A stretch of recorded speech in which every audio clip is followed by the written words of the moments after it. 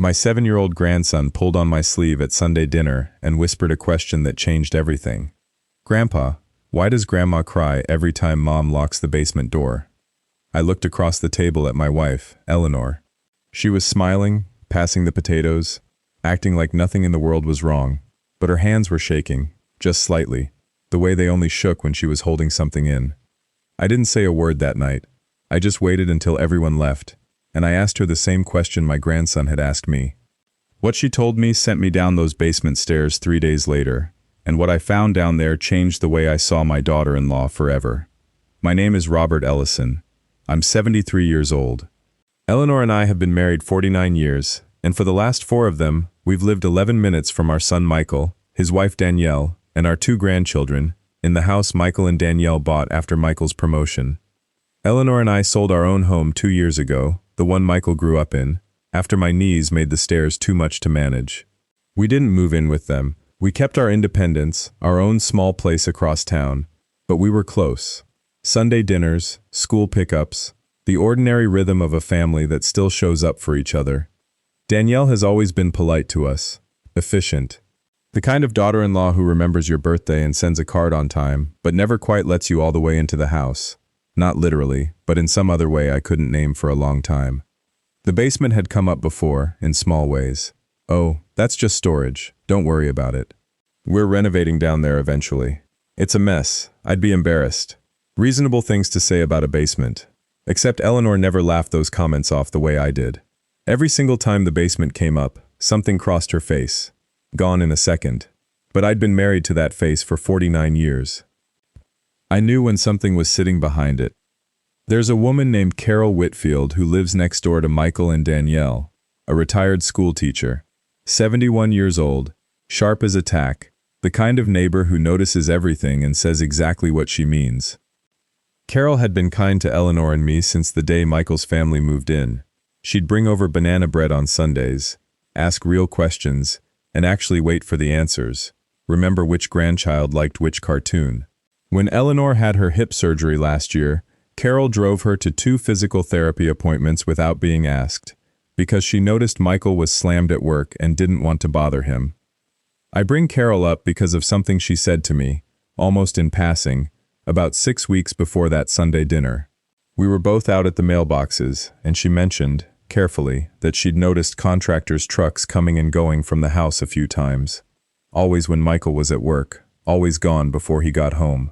Might be nothing, she said. Just seemed odd is all. I didn't think much of it at the time. Carol wasn't gossiping, that wasn't her nature. She was just a woman who paid attention, the way people used to pay attention to their neighbors before everyone got too busy to notice each other. I filed it away and forgot about it, until my grandson's question at that dinner table brought it right back.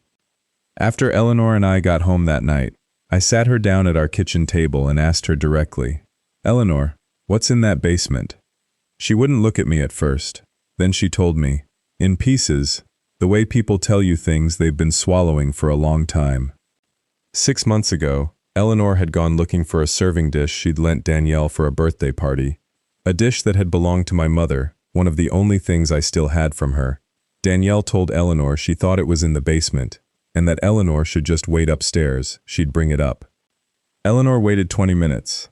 When Danielle came back up, she didn't have the dish. She said she couldn't find it, that maybe it got donated by accident during a decluttering push. Eleanor let it go, because what else do you do with your daughter-in-law over a serving dish?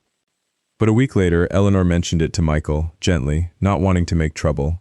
Michael said he didn't remember any dish, and that he hadn't been down in that basement in months. Danielle had asked him not to, said she was organizing a surprise, and he'd respected that, the way you respect your spouse's small private projects. Except it had been going on for 6 months. And every single time Eleanor asked about anything that might be down there, old photo albums, my mother's dish, a box of Michael's childhood things Eleanor had given them for storage, Danielle had an answer ready. Donated, misplaced. Still being sorted. Eleanor said the not knowing had started keeping her up at night. Not because she thought something terrible was happening, because for the first time in Michael's marriage, she felt like there was a door in her son's own house that she wasn't allowed to understand.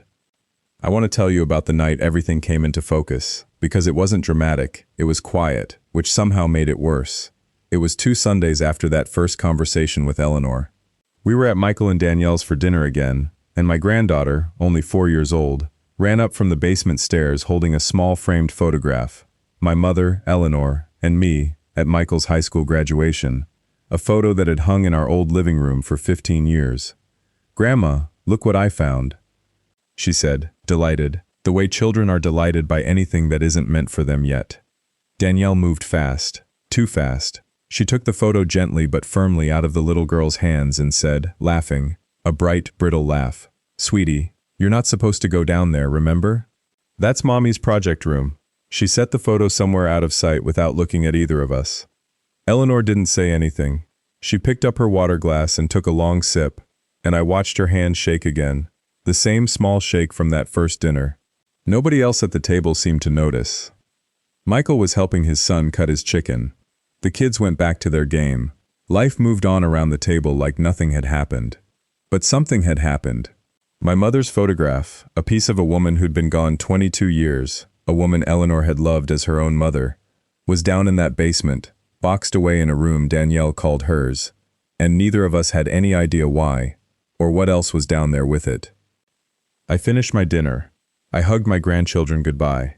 I said nothing to Danielle, but in the car on the way home, Eleanor finally cried the way I think she'd been wanting to cry for 6 months. I didn't confront Danielle that week, and I want to be honest about why. Michael loves his wife. Whatever was happening in that basement, I didn't want to be the father-in-law who barged in with accusations and blew apart his son's marriage over something that might have had a simple explanation.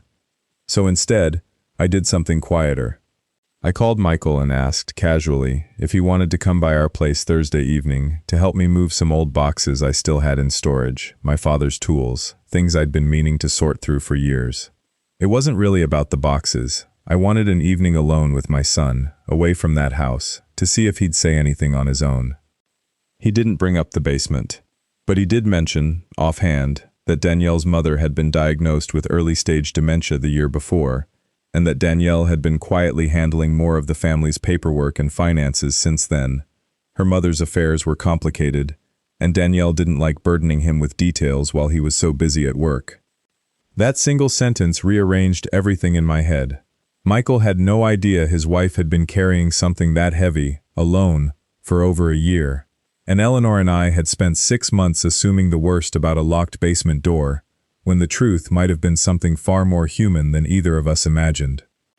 I told Michael I thought he should ask Danielle directly, gently, what was really going on. He looked at me for a long moment, and then he nodded slowly, like something had clicked into place for him too. 3 days later, Michael called us and asked if we'd come over, just the 4 of us, no children this time.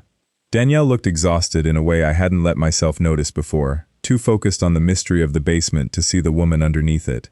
She led us downstairs herself. The basement wasn't hiding anything sinister. It was hiding grief, organized into boxes. Danielle's mother's house had been sold 8 months ago, after the dementia diagnosis made independent living impossible. Danielle had quietly taken on sorting through 51 years of her mother's belongings. Photographs, letters, furniture, the entire physical record of her mother's mind slowly slipping away, and she hadn't been able to face doing it anywhere but alone, in a space no one else could see her cry in. My mother's serving dish and photograph had ended up down there by accident, mixed in during a chaotic day when Danielle's own mother had a bad episode and Danielle had rushed boxes into the nearest empty room without sorting carefully. She hadn't hidden them on purpose. She'd been drowning, quietly, and too proud or too exhausted to say so. "I didn't want anyone to see me like this," Danielle said, her voice breaking. "I didn't want Michael worrying about me on top of everything else.